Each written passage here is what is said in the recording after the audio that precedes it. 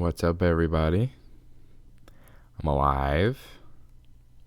So is India, I promise.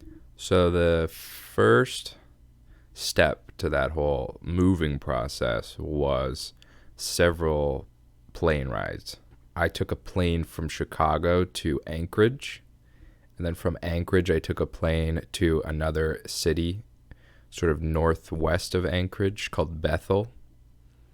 And Bethel, once I got to Bethel, I took a little charter plane, one of those little puddle jumpers that you see in movies, and I went from Bethel to Nunap, which is short for Nunapitchuk, which is the name of the village that I'm living in right now. I left Chicago at like 1 in the morning or something, so I flew overnight. But when you're going from Chicago to Alaska, you're going backwards by hours because there's a 4-hour delay here from the East Coast, 3-hour delay from Central. So it was a longer ride than it would have showed on the ticket stubs. It was an extra 3 hours because sure, it was like 1 a.m. to 6 a.m., but really it was like 6 a.m. there was like 9 a.m. where I started or something like that. I was going back in time is basically what I'm trying to say. I'm a time traveler. I went back in time. Can you say the same? Okay, landed in the plane. This airport. First of all, somebody told me that I'm going to need to tip everybody in Alaska because that's just respectful to do. And no, nobody wanted tips in Alaska. I was the guy who was trying to hand out tips and nobody wanted them. Like this one dude and his family. So I land in Bethel. I'm waiting for I have like an hour to catch this charter plane. I meet up with India, my girlfriend in Bethel.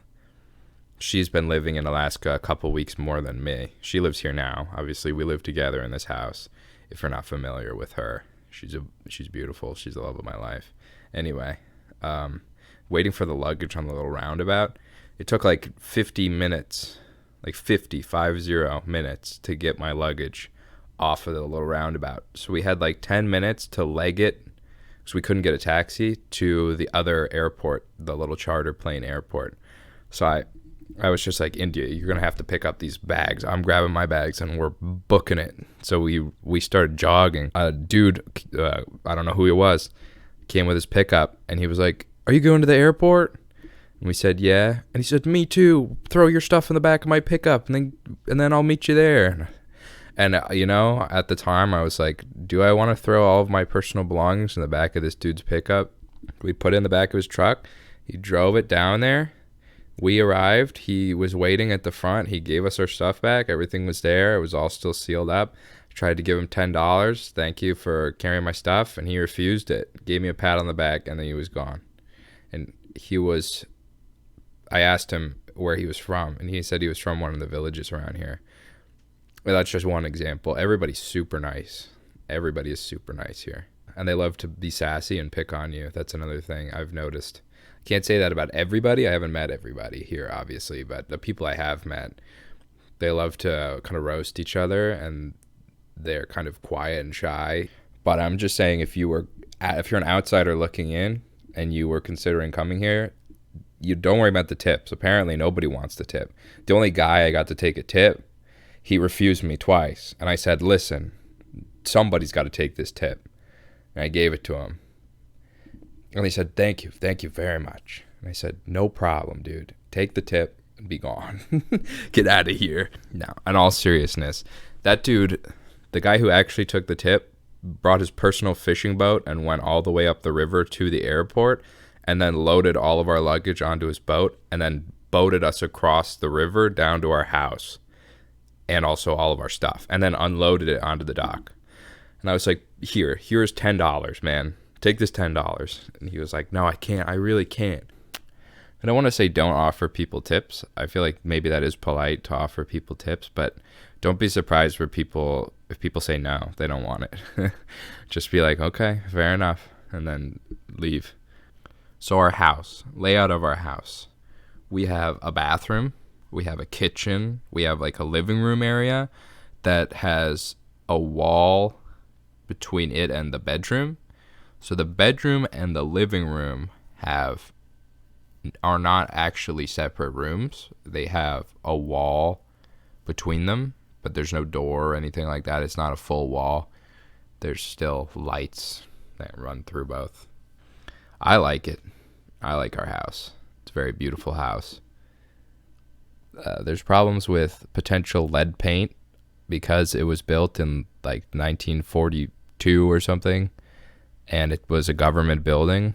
It probably has lead paint all over the place, and there is paint chipping in the bathroom, but it's not chipping right now. It had chipped in the past, so we try not to disturb it, and that's that. And not every house can be perfect. Another problem that they have here with housing is that the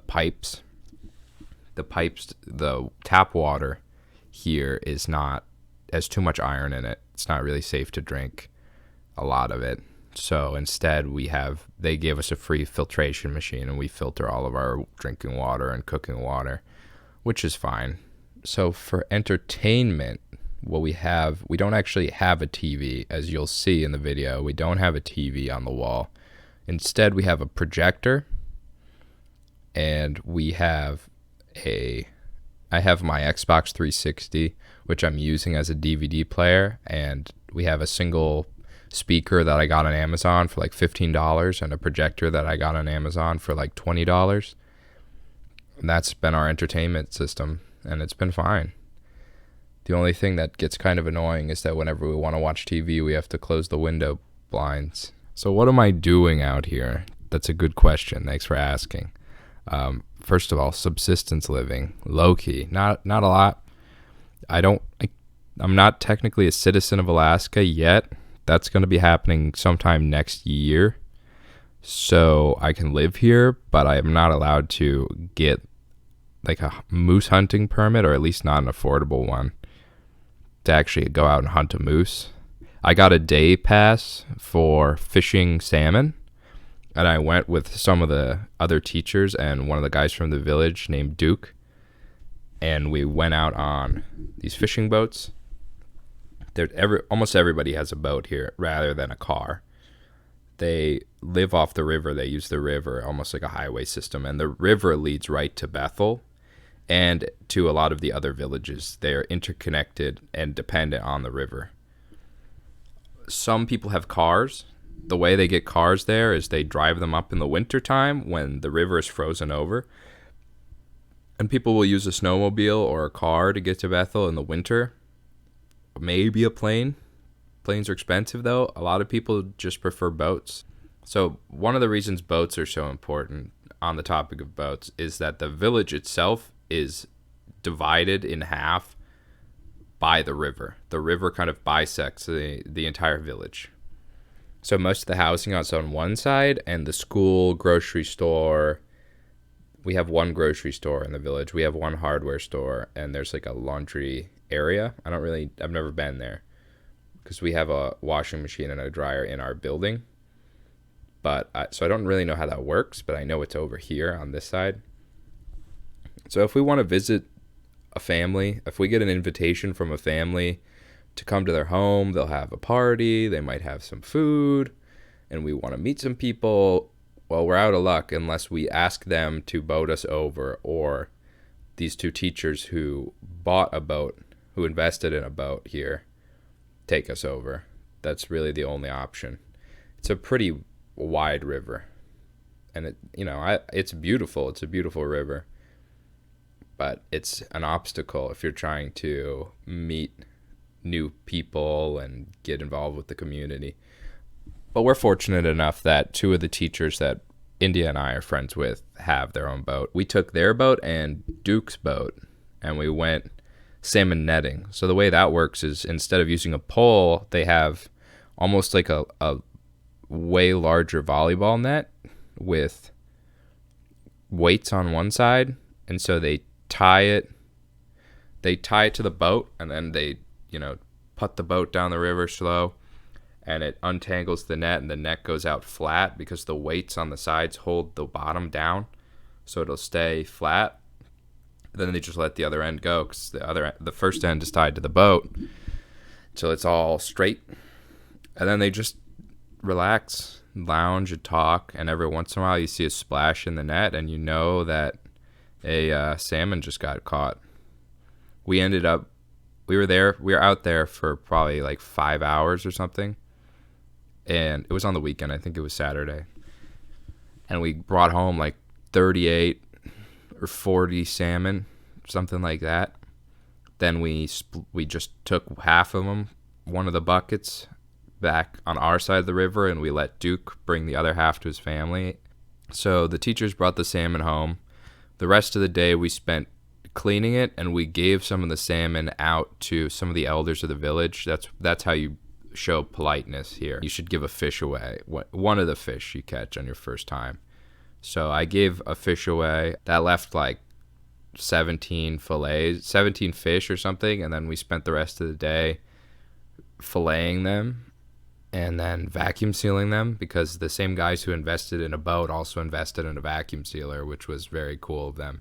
And they let me take some salmon home. So I went home with like 8 fillets of salmon or something, 8 to 10 fillets, put them all in the freezer. India and I were dining on fresh caught salmon for a while, and it's fantastic. They call it Alaskan River Gold. That's what they were calling it, the teachers. On the topic of food, I took a bunch of pictures of kind of the food India and I are eating. I probably will show them at some point in this video, just to give a reference about what we can cook, what's available at the store, or what ingredients we can get shipped in. So we've been eating pretty good. India and I are both getting better at as cooks, so that's good. This one family here of people from the village have helped us, India and I, extraordinarily with social events, advice, connections, all sorts of things. The people here in this village are generally extremely nice. They wave when you walk by, and the kids run up to you, give your leg a hug, or ask you where you're from, who are you, that kind of thing. They love teachers here, so there's no problem with the people here. No problem so far, anyway. I don't know how that's going to develop, but everybody's been super nice to me so far. Other things we've been doing. India and I have both been invited by that same family I mentioned before to go steaming. And steaming is, it is a social event here.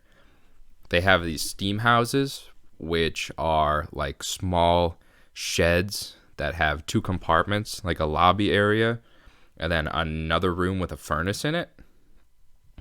And so the way steaming works is that you come in, they close the door. It's either all men or all women, and you strip down naked, fully, like almost like a sauna. I've never been in a sauna, but that's what people compare it to often. And then they wait for the furnace to heat up, and they have logs in there, and then they have rocks on top, and they'll pour fresh water from the river. I've heard that they put pine needles on the rocks too to add a fragrance and make it healthier. They pour this water on these rocks, and then steam comes up, hits the ceiling, and they have all the guys, when it's sufficiently warm, go in there and sit on the ground, and then the steam comes down from the ceiling like a really warm cloud, and it encompasses you guys, and you sweat it out, but you also get covered in the steam. And then you do that until it becomes too hot and somebody needs to go, and they open the door, because that sucks all the hot air out. And then everybody leaves and goes into the lobby area for like half an hour, and they sit around, wait for it to heat up in there again, and just talk. And then once it's hot in there again, they go back in and they sit back down. And for the people in the village, they'll do this 5 times a week, sometimes every other day, maybe. Just it's their shower.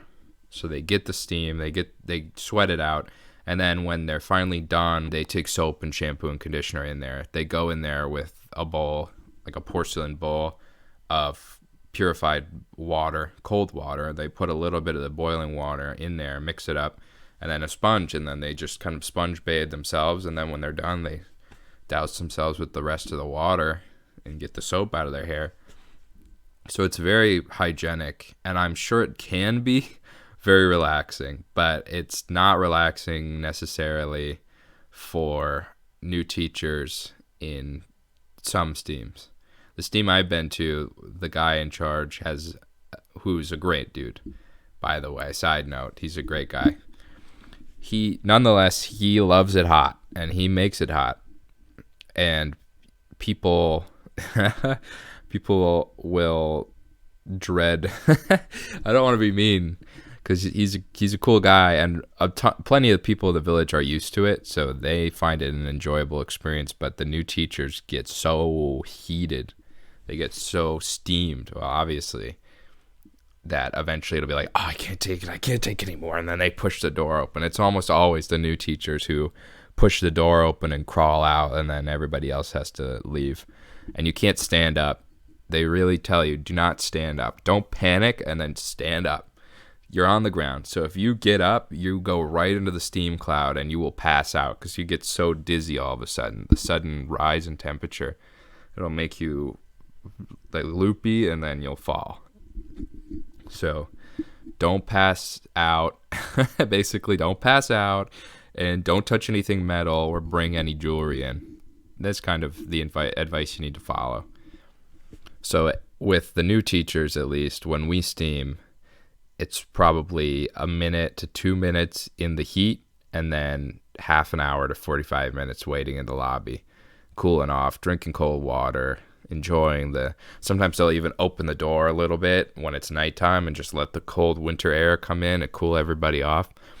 It's fun. I love doing it. It's just, India says that when she goes steaming, because like I said, there's a women's night and then there's a men's night. When she goes steaming, when I'm not going steaming, she says it's so relaxing for her, and she'll be sitting up where I'll be huddled on the ground in a fetal position because the steam is going to burn my toes and my fingers. She's just sitting there. She said she fell asleep in there once. She was so relaxed, she just kind of falls asleep on the bench that they have in there. I don't know. I have not had that experience, but I guess the women's team is very pleasant. They love it in there. They have a temperature that they enjoy. They know each other. They talk while they're steaming. For the guys, new teachers don't usually talk that much while they're in the steam, because they're focusing on almost like meditating. You have to like meditate. In my experience, you have to be constantly reminding yourself this is a good thing. It sounds bad, but I'm sitting in the steam and it's getting extremely hot, and my toes are screaming at me that they're hot, so I have to tuck my toes.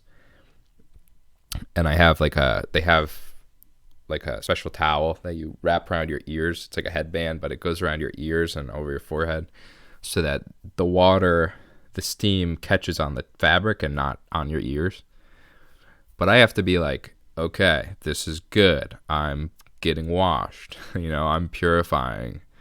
I'm cleansing. You know what I mean? I have to think of good words. The minute you start being like, this sucks, this sucks, this sucks, like you're done. You've already psyched yourself out, and you're going to be the first one to leave.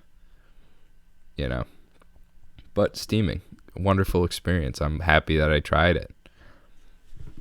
Teaching here has been very interesting. This is my first time teaching. India's first time being a teacher. She's teaching 3rd grade here. She wasn't originally supposed to teach 3rd grade. She was supposed to come in and be a special ed aide because she's certified to teach special ed. But I guess the 3rd grade teacher, the new 3rd grade teacher, just did not come. They decided not to show up at the last minute, forfeit the job, and so the school asked India to take over as the 3rd grade teacher pretty much the day she got there. They're like, we need a 3rd grade teacher more than we need a special ed aide, because we have a special ed teacher. She's just going to have to work overtime. So India's been 3rd grade, and I've been substituting for aides. I've been substituting for teachers. And it's interesting. There's a really interesting dynamic where some people speak very good English. Some people don't usually speak English in the home. They speak the native language, which is Yugtan, I believe is the word. The culture is Yupik. I think the language is called Yugtan, but I've heard people just refer to it as Yupik as well. But either way, there's that language, the Yupik language, which they speak here. Some people from the village only speak English. They don't speak Yupik, especially newer families, younger children. So you don't really know who is or isn't understanding you when you're speaking really fast in English, or who can speak Yupik or not. I'm trying to learn it. There's apps on your phone. If you want to learn the language, there's an app called Yugtan. It's Yugtan. I believe it's in the Google App Store, the Play Store, or whatever. I have that on my phone, and it's got some good words in it. One example of a word that they use in Yupik is the word doi. And doi means quit it or stop. And doi is very powerful. So students, if the teacher says doi, then they usually quit whatever they're doing. Where if you say stop messing around, they might not. It's been interesting. Another thing about the school is that some people just have to leave for like 3 weeks, maybe a month. That's part of the subsistence living lifestyle. It's great to get an education, but your family might need you to go get food. Like you might need to go with your dad to go moose hunting for 2 weeks. So that student's gone. And it's not the teacher's fault the student bailed, and it's not the student's fault that he has to go help provide for the family and the school. So the school doesn't yell at the student or hold the family accountable. They just say, do the best you can, and we'll try to catch you up. But the GED program is pretty popular here. I'm teaching GED. Fun facts. I'm a substitute, but I also am trying to, pay the bills by doing GED work. So I'm teaching GED, or I guess supervising GED, because often the students come in and just do it themselves. They get down to work. They get a computer out, get their textbooks out, start taking tests, start learning, But I'm just there as kind of support. If they have a techie question or if something's not working, then they come to me. Otherwise, I just sit there in silence. I watch the clock, and when their hour or whatever is up for their test, I let them know. And I just read books. I've been reading some of the history books that I never finished in college and taking notes on them now, because I'd really love to teach some history here. Anybody who knows me knows I rant and ramble about history, and I try to make it interesting, and I try to be historically accurate, and I try to make it accessible for people who might not have the foundational knowledge that I have. So I'm very excited to answer history questions, and kind of give a general understanding that some people here just never got while they were at the school. I don't think the school, I'm not certified as a teacher at the school right now. I'm looking into Masters of Education programs. I've heard there are some you can take in just a year to be certified, and there are systems in place where if you teach for 5 years in like a tier 1 school, then you get half your student loans forgiven as long as you're making consistent payments on them. And there's probably some other caveats to that. People have started, I think, to realize that they can ask me these questions, and I will genuinely try to give them an answer. I've worked like 12 or 13 shifts in the last 2 months for substituting. I just always say yes. When they ask me, can you come in? I'm like, yes, I can. I need to be making the money, because a shipment of meat for a month is like $1,000 plus shipping, which is like an extra couple hundred. I thought it was only going to last us a month, so I was really stressing about that. But I think the meat shipment has lasted us about 2 months, so that's fine. But it's still expensive. And, we got, not only did I get salmon that I helped catch, but also moose, which I went to a thing called a cutting party, which was hosted by one of the teachers here who had gone out hunting and brought home a bull moose. And then they split it in half and gave half to the people who helped from the village, and then they took half home, Asked some teachers to come help them clean the moose, get the fur off, cut it into, I guess, not fillet. What is it? Just a roast? I don't know. But the thing about a cutting party is that you just get to take home a pretty decent amount of moose. So we got like 3 vacuum sealed bags of moose meat. But I can't just rely on, especially because I can't hunt a moose, I can't rely on handouts from hunters who are feeling generous or people who want to bring me along to help with the fishing. So the meat shipments are valuable. That's where the money's pretty much going. That and hopefully student loans, so we can start paying those down. So what's coming up? GED, more GED. I just started this week. I started yesterday. It was my first like unsupervised day GED teaching. Halloween is coming up. India and I want to have our costumes ready. It's going to be kind of a homemade costume, so that's kind of fun. And the teachers are going to wear costumes. India can probably tell you so much more than I can by myself. She's very busy this week, unfortunately, teaching. I mean, she's at school right now as I'm recording this, teaching the youth of America. So, maybe she'll give her opinion at some point. And she's got stories about Star Day and about what it's like to be teaching and berry picking and people she's met and conferences she's been on, which I wasn't there for and I can't speak for her experience, but she's got a lot to say, I'm sure. Yeah, so it's been pretty all right. I like it. I like living here. That I can say for sure. India, I also think likes living here. So people sometimes on the phone are like, do you still want to be living in Alaska? Yes, I do. I do like it here. It's very scenic, very flat, a lot of bushes, very marshy. So if you step off of the wooden walkway, you could step onto firm ground or you could sink 3 feet into the ground with your leg. So you don't want to do that. Winter is coming soon. They say end of October, which is now, is when it starts to snow. The river starts to freeze up. The ground starts to harden and you can walk on it like regular ground, and it gets cold. So it gets difficult to order things and get things for packages. So my family, a lot of them have decided to just load me up on packages now, which I appreciate. So I'm going to be fine. India is going to be fine. And I'm looking forward to the winter. So there you go.